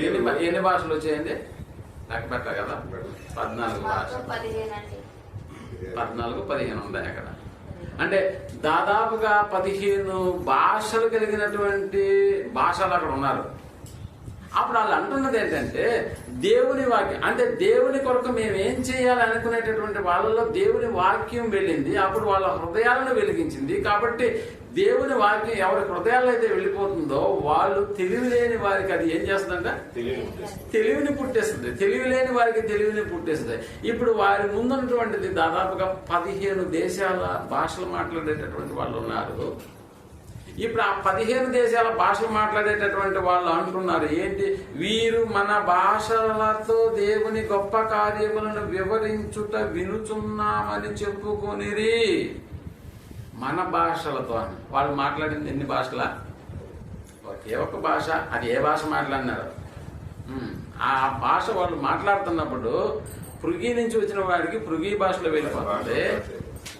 ఇంకా మాదీలకు మాదీల భాషలో వెళ్ళిపోతుంది. ఎలామీలకు ఎలామీల భాషలో వెళ్ళిపోతా ఉంది. ఇదేంటి? వీళ్ళు గలిలీయులు కారా? మనలో ప్రతివాడు తాను పుట్టిన భాషతో, తాను పుట్టిన దేశపు భాషతో వాళ్ళు మాట్లాడటం ఏంటి? ఎలా మాట్లాడుతున్నారు? ఎలా మాట్లాడుతున్నారంటే అందుకని దేవుని వాక్యము ఏం చేస్తుందంట? తెలివి లేని వారికి అది తెలివిని పుట్టిస్తుంది.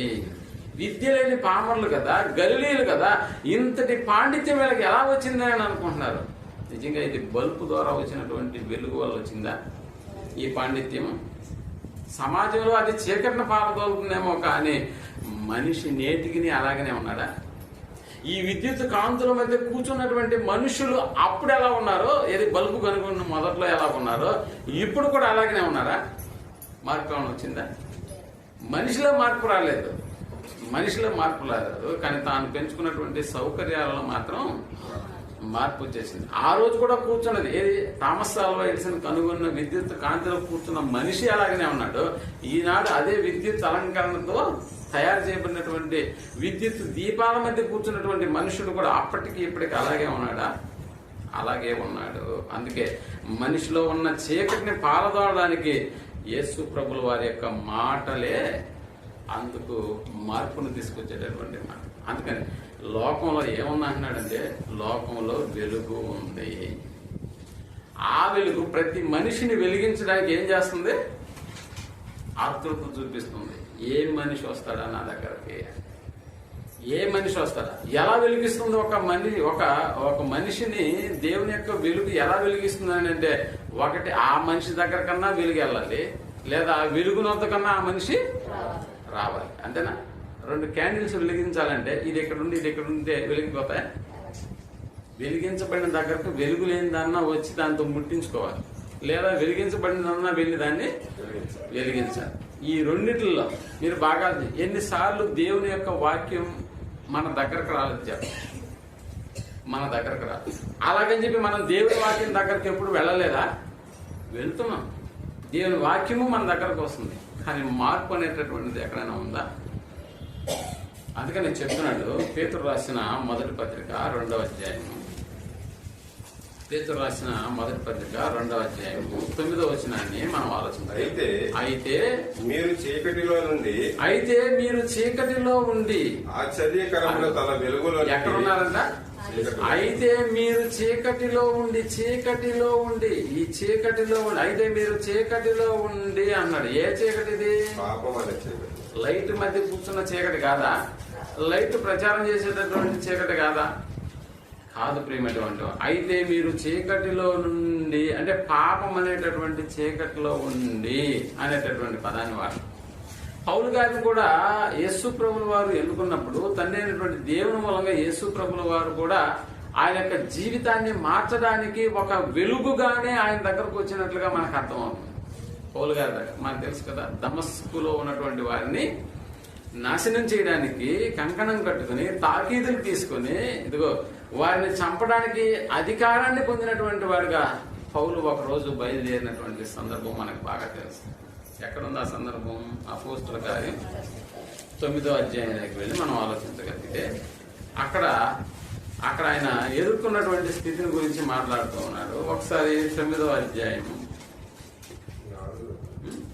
4 అపోస్తలుల కార్యం 9:4 రైట్ చదవండి. అప్పుడు అతడు నేల మీద పడి సౌలా అదిగో సౌలా నీ వేళ నన్ను హింసించుతున్నావు తనతో ఒక స్వరం పలుకుట వినెను. అతడు ప్రయాణము చేయుచు దమస్కు దగ్గరకు వచ్చినప్పుడు అకస్మాత్తుగా ఆకాశం నుండి ఒక వెలుగు. అది ఏంటంట? ఆకాశము నుండి ఒక వెలుగు అన్నాడు. ఆకాశము నుండి ఒక వెలుగు. ఏ వెలుగు ఇది? నిజమైన వెలుగు. ఇప్పుడు అర్థమంతా ఆకాశం నుండి ఒక వెలుగు,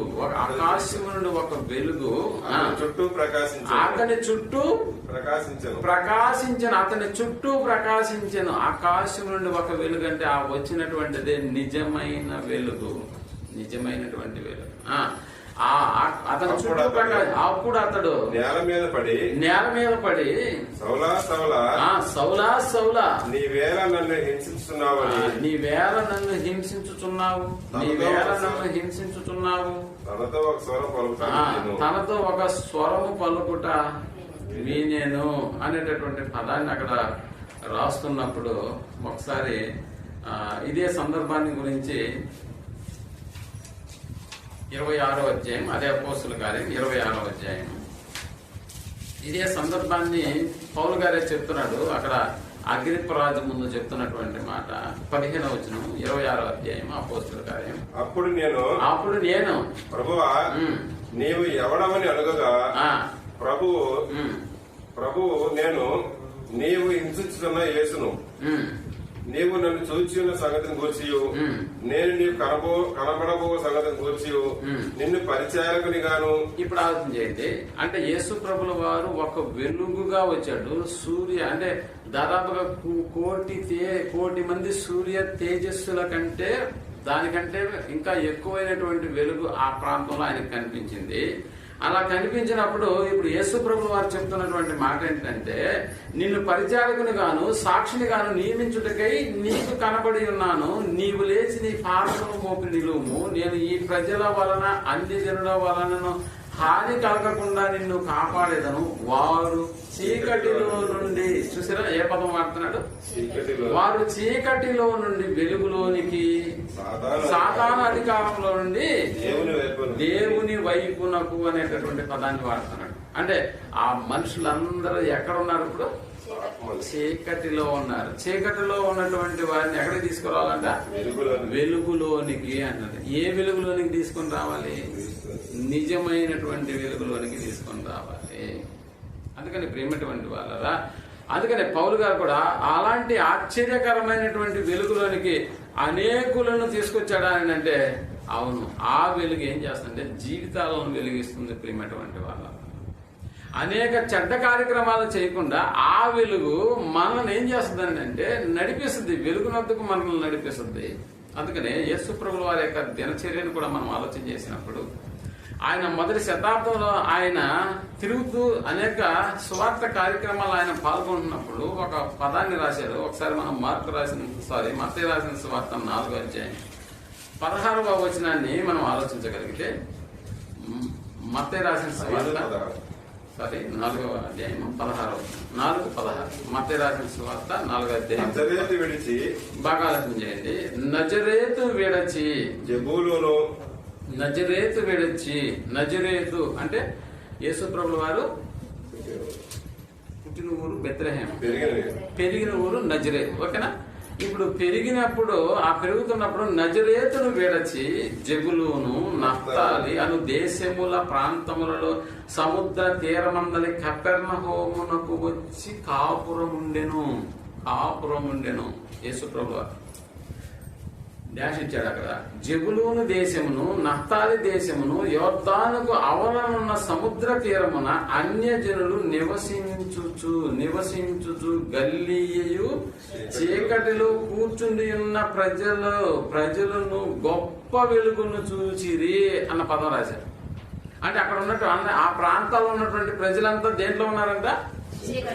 చీకట్లో ఉన్నారంటే లైట్లు ఆపేసుకున్నారనే, దీపాలు ఆపేసుకున్నారనే, కాగడాలు ముట్టించుకోలేదనే, పాపం అనేటటువంటి చీకట్లో కూర్చుని ఉన్న ప్రజలు గొప్ప వెలుగు చూచిరి. మరణ ప్రదేశములోను మరణ ఛాయలోను కూర్చుని ఉన్న వారికి వెలుగు ఉదయించెను. ఏ వెలుగు ఇది? థామస్ ఆల్వా ఎడిసన్ కనిపెట్టిన విద్యుత్ బల్బు నుంచి వచ్చిన వెలుగు కాదు ప్రేమటువంటి వాళ్ళు. నిజంగా మనకు తెలుసు. నజరేతును విడిచానని అన్నాడంటే కాలినడతన తిరిగాడు. అన్యజనులు అంటే చీకట్లో ఉన్నటువంటి వారు ఆ గొప్ప వెలుగును చూచారు. ఆ వెలుగు వారికి ఉదయించింది. నిజంగా క్రీస్తు మాటలకు పౌలు గారు కూడా ఎంత నష్టపోయాడో మనకు తెలుసు. శిష్యులైతే ఇంకా ఆయన మాటలకు తనకు ఉన్నదంతా విడిచిపెట్టి ఆయన్ను వెంబడించినట్లుగా మనకు తెలుసు. నిజంగా ప్రజలు ఎలా భావించారు యేసు ప్రభుల వారిని అంటే, ఇదిగో వెలుగు వచ్చినట్లుగా భావించారు. అందుకే దేవుణ్ణి విడిచి ఎప్పుడు కూడా మనం వెళ్ళకూడదు ప్రేమటువంటి. అలా విడిచిపెడితే లోకానికి మనం దగ్గరైపోతాము, దేవునికి మనం ఏమైపోతాం? దూరమై. అంటే వెలుగునద్దుకు వచ్చినటువంటి నువ్వు మరలా దేని వైపు చూడకూడదు అని అంటే చీకటి వైపు చూడకూడదు. లోకానికి దగ్గరయ్యామని అంటే దాని అర్థం ఏంటో తెలుసా? నాశనమే, మనం అంతము. కొరింథీయులకు రాసిన పత్రిక 2వ కొరింథీ 4వ అధ్యాయం. మనం అనుకోవచ్చు ఈ లోకంలో మనకి ఏం కనిపించిందండి? దేవుడు కనిపించట్లేదు, పరలోకం కనిపించట్లేదు, దేవదూతలు అస్సలు కనబడట్లేదు. అంటే ఏది మనకు కనిపించితే వాటి వల్ల మనకు కొంత అవగాహన ఉంటుంది. అమెరికాని మనం చూడకపోయినా ఫోటోల్లో చూస్తున్నాం, వార్తల్లో చూసుకున్నాం. ఇంగ్లాండ్ మనం చూడకపోయినా వార్తల్లో వాటిలో చూస్తున్నాం. కాబట్టి కొంత నమ్మకం కలుగుతుంది మనకి. బట్ పరలోకం ఎప్పుడైనా మనకు వార్తల్లోకి ఎక్కిందా? దేవదూతలు ఎప్పుడైనా కనిపించారన్న వార్తలు ఏమైనా వచ్చాయా? లేదు. అయినా మన బ్రతుకులు ఎలా ఉండాలని పౌలు గారు రాస్తున్నారు 4వ అధ్యాయం 2వ కొరింథీ 16వ వచనాన్ని మనం ఆలోచించగలిగితే, కావున మేము అధైర్యపడము. మా బాహ్య పురుషుడు అదిగో మా బాహ్య పురుషుడు కృషించుచున్నను. మా బాహ్య పురుషుడు కృషించుచున్నను అన్నాడు. బాహ్య పురుషుడు పరలోకానికి వెళ్ళేది బాహ్య పురుషుడా, ఆంతర్య పురుషుడా? ఇప్పుడు బాహ్య పురుషుడు పరిస్థితి ఎలాగుందంట? కృషించుచున్నను. ఆంతర్య పురుషుడు ఎలా ఉన్నాడు? దినదినము నూతన పరచు. ఇప్పుడు చెప్తాం, బాహ్య పురుషుడు మనకి బాగున్నాడా, ఆంతర్య పురుషుడు బాగున్నాడా? బాహ్య పురుషుడు అప్పుడప్పుడు అర్థం పొందినప్పుడే ఇలా అంటుంటాం, అంతేనా? ఇలా అంటుంటాం. బాహ్య పురుషుడు కనిపిస్తుంటాడు నీకు. ఆంతర్య పురుషుడు ఎక్కడో మూలం బిక్కుమంటూ ఉంటాం, అంతేనా? బక్క చిక్కిపోయి. ఎందుకంటే నువ్వు వారంలో జరిగే 4 తరగతులకు రావు కాబట్టి ఆహారం ఎక్కడి నుంచి వెళ్తుంది ఆత్మకి? ఆత్మీయ ఆహారం లేదు. ఆత్మీయ ఆహారం లేని ప్రాంతం ఎలా ఉంటుంది అని అంటే ఆత్మ ఏమైపు ఉంటుంది? బక్క చిక్కిపోయి ఏదో మూలం. బాగా చూడండి, ఒక వారం రోజులు అన్నం తిననటువంటి వాటి పరిస్థితి ఎలా ఉంటుంది?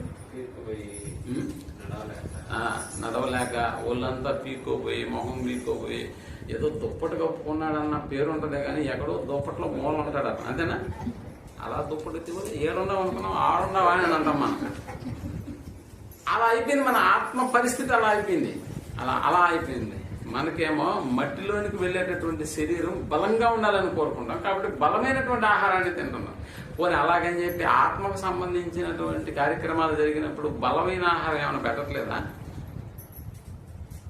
నేను చెప్పేది భౌతిక సంబంధమైనటువంటి శరీరానికి కావాల్సిన బలమైన ఆహారం ఇవ్వట్లేదా? దానికి మాత్రం ఎలాంటి లోటు ఏమైనా? అన్ని బెస్ట్. నిన్న కూడా తరగతి జరిగింది, అంతకు ముందు కూడా తరగతులు జరిగాయి, అంతకు ముందు కూడా కార్యక్రమాలు జరిగాయి. ఎక్కడైనా లీస్ట్ అనేటటువంటిది మీరు చూసారా? నూనె డబ్బాలు వాడినప్పుడు నూనె డబ్బా మీద ఉన్నటువంటిది ఏమంటారు, ఆయిల్స్ లో 2 రకాలు. పామాయిలా, సన్ఫ్లవర్. బెస్టా లీస్టా? ప్యాకెట్లు మీరు చూడండి, అక్కడ వాడబడే డబ్బాలు కూడా మీరు చూడండి. అలాగని చెప్పి పామాయిల్ సన్ఫ్లవర్ డబ్బాలో పామాయిల్ పోసుకొచ్చేస్తారు అని అనుకుంటారేమో. సీల్డ్. ప్రతిది బెస్ట్. ఎంత బెస్ట్ అని అంటే, పెరుగు తేడానికి వెళ్ళినప్పుడు సుధాకర్కి చెప్తాను, డేట్ చూసింటే డబ్బా చూసి ఉంది కదా అని ఎత్తుకొచ్చి బాగా. డబ్బా మీద కూడా ఏముండాలి? నిన్నటి డేట్ ఉండాలి. ఈ రోజు తినే పెరుగు నిన్నటి డేట్ ఉండాలి, అదే ఫ్రెష్ గా ఉంటది. మీరు ఆ మధ్య అడిగారంట, మా పెరుగు మీరే చేశారా కొనుక్కొని వచ్చారా అని అడిగారంట.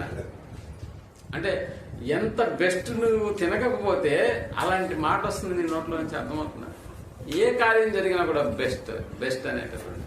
అంటే మన యొక్క ఆలోచన ఏంటంటే, మట్టిలోనికి వెళ్ళేటటువంటి శరీరం కూడా పౌష్టికంగా ఉండాలని కోరుకుంటున్నాము. అలాగే ఆత్మకు సంబంధించినటువంటి ఆహారం తక్కువ చేస్తున్నామా? లేదు. ఈ రెండింటినీ ఒకటి ఎగ్గొట్టడానికి సాహసం చేశాడంటే ఇంక మీరు ఆలోచన చేయండి, వాడు ఏ సాహసానికి ఎదురు నిలబడ్డాడో మీరు ఆలోచన చేయండి. అక్కడికి వెళ్తే భోజనం బాగుండదు, అక్కడికి వెళ్తే బోధ బాగుండదు అనేటటువంటి ఆలోచన ఏమైనా ఉంటుందా? భోజనం బాగుంటుంది, బోధ కూడా బాగుంటుంది.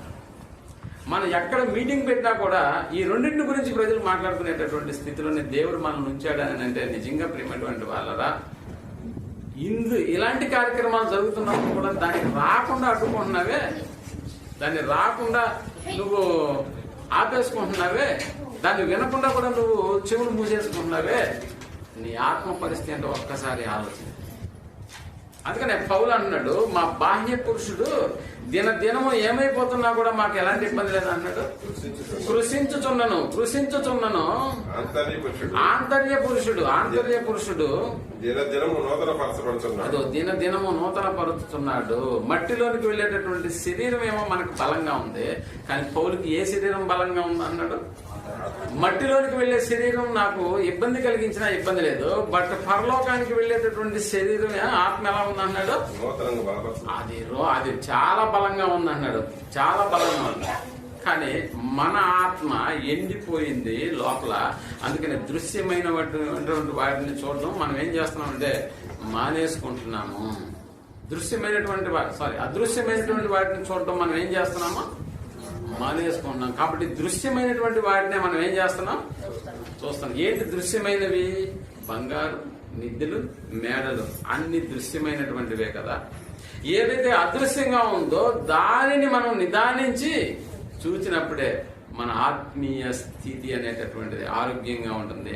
ఆత్మ అనేటటువంటిది పరలోకానికి వెళ్ళగలిగేటటువంటిది. శరీరము మట్టిలోనికి వెళ్ళేటటువంటి దాని విషయంలో శ్రద్ధ తీసుకుంటున్నాము, బట్ పరలోకానికి వెళ్ళేటటువంటి ఆత్మ విషయంలో అశ్రద్ధ కనపరుస్తూ ఉన్నాం.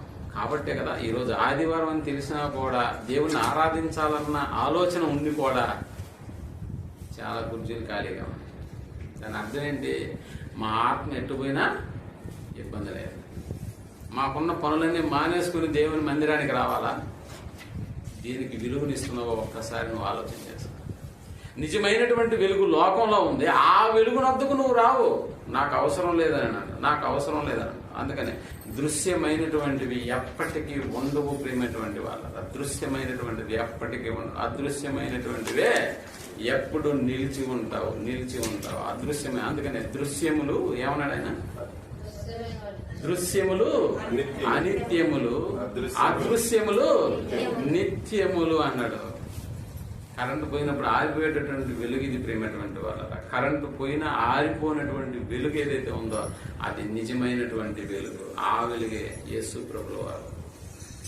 ఆయనకు ఉన్నటువంటి మరో పేరేంటో తెలుసా? దేవుని వాక్యము అను నామము ఆయనకు పెట్టబడి ఉన్నది. అంటే వాక్యం ఎక్కడ ప్రకటించబడుతున్నా అందులో ఉన్నటువంటిది వెలుగు అన్న సంగతి నీకు అర్థమైతే వెలుగునందుకు నువ్వు వస్తేనే వెలిగించబడతావు.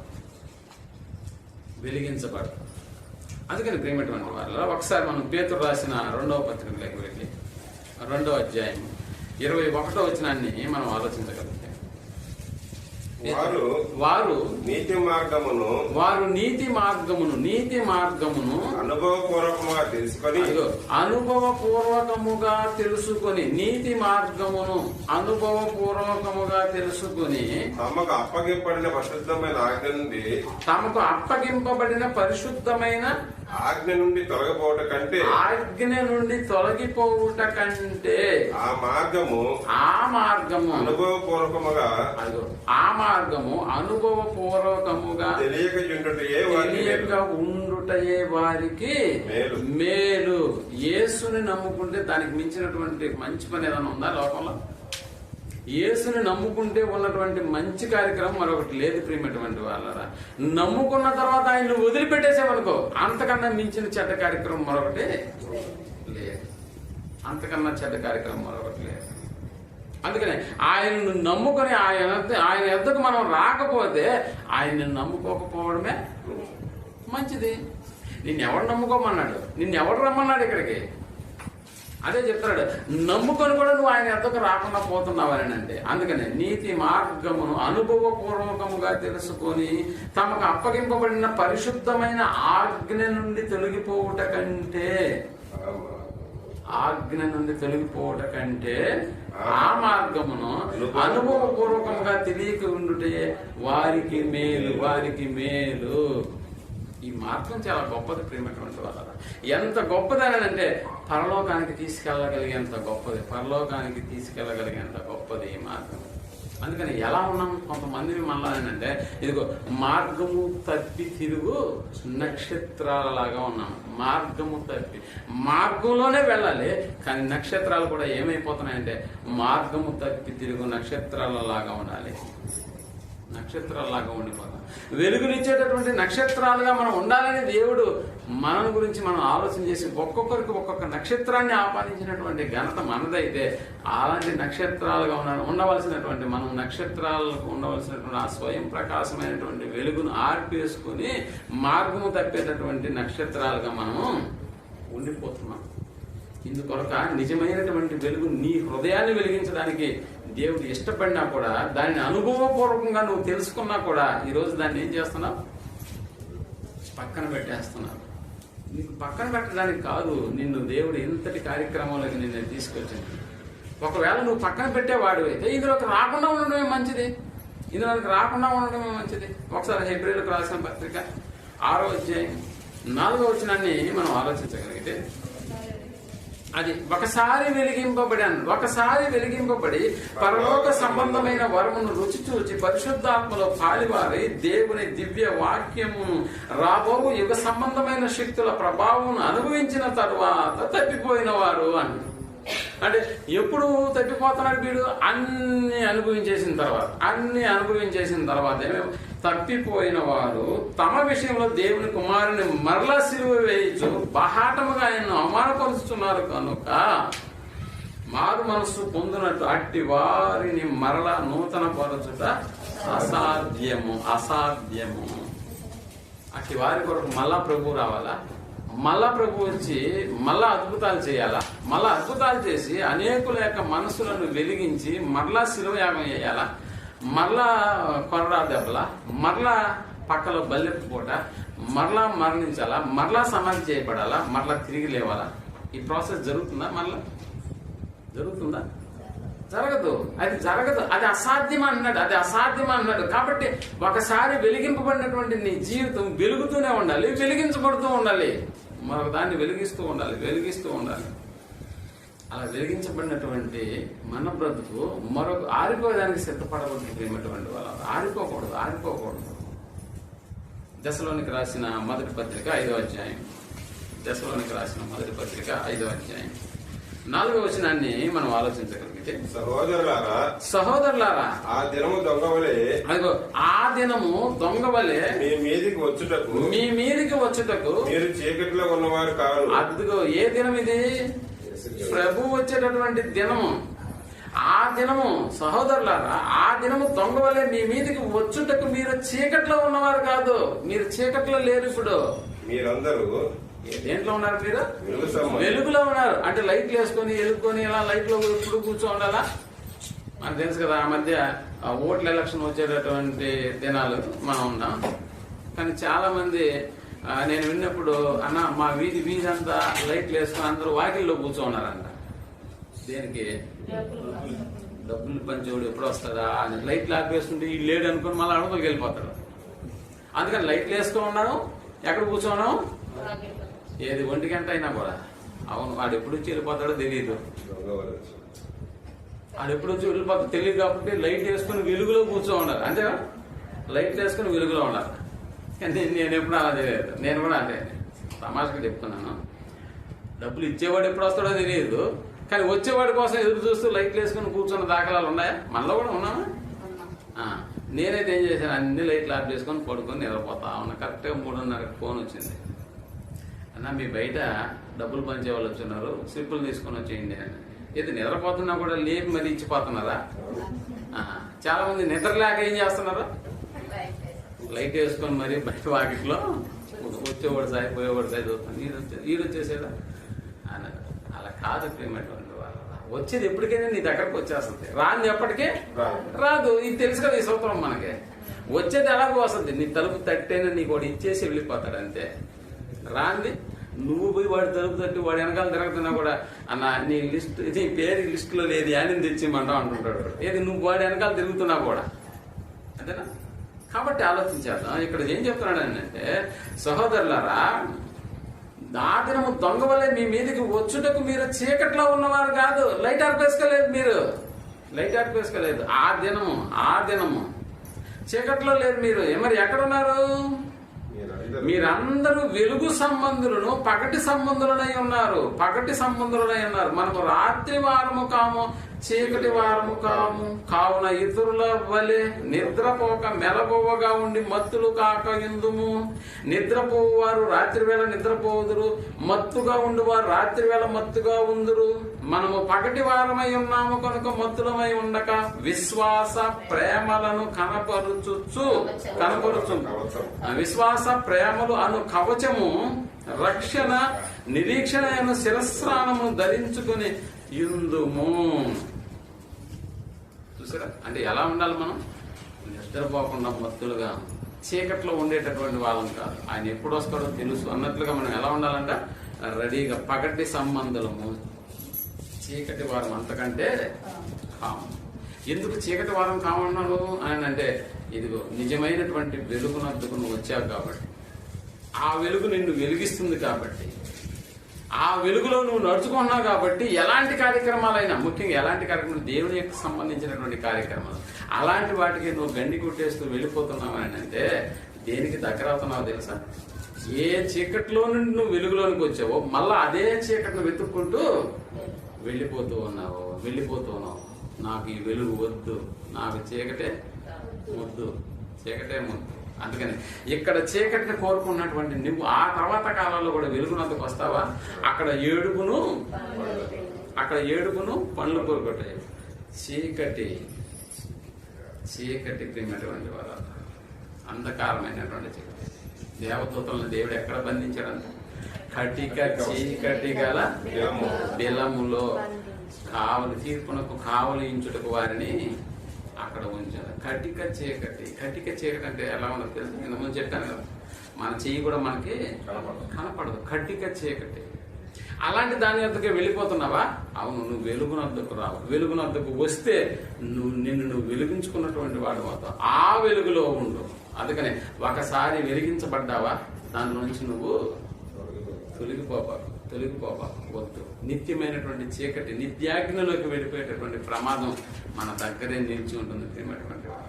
కాబట్టి నిజమైనటువంటి వెలుగునందుకు వచ్చినటువంటి మనము చాలా ధన్యులము, యాత్రికులంగా ఉన్నాము. అందుకని ఆ మార్గంలో మనం నిలిచి ఉన్నాము. ఆ మార్గాన్ని విడిచిపెట్టి ఎంత మాత్రము మనం పోవడానికి వీలేదు. దైవ కార్యక్రమాలకు నువ్వు పెద్ద పీట వేసినప్పుడే దేవుడు కూడా నీకు పెద్ద స్థానాన్ని నీకు ఎప్పుడు ఇవ్వడానికి కూడా సిద్ధంగా ఉంటాడన్న సంగతిని నువ్వు మర్చిపోకుండా ప్రేమటువంటి వాళ్ళ వెలుగునిచ్చేటటువంటి నక్షత్రాలుగా మనం ఉండాలని, మార్గం తప్పి తిరిగేటటువంటి నక్షత్రాలుగా మనం ఉండకూడదని ప్రతి ఒక్కరూ అలా ఉండాలని కోరుకుంటూ ఈ మాటల ద్వారా నన్ను నేను కూడా హెచ్చరించుకుంటూ మిమ్మల్ని అందరినీ కూడా హెచ్చరిస్తూ దేవుని యొక్క ఆలోచనకే మనం పెద్దపీట వేయాలని కోరుకుంటూ ఈ మాటలు ముగిస్తున్నాను.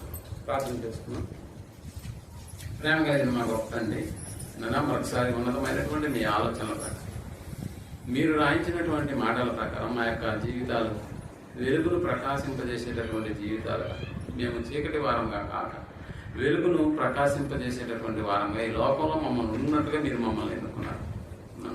నిజమైనటువంటి వెలుగును మీ కుమారుడైనటువంటి యేసుక్రీస్తుల వారిని లోకానికి పంపించి ఆయన అనేకులను వెలిగించేటటువంటి మాటలను ఆయన ఈ లోకంలో ఆయన ప్రచురణ చేశారు.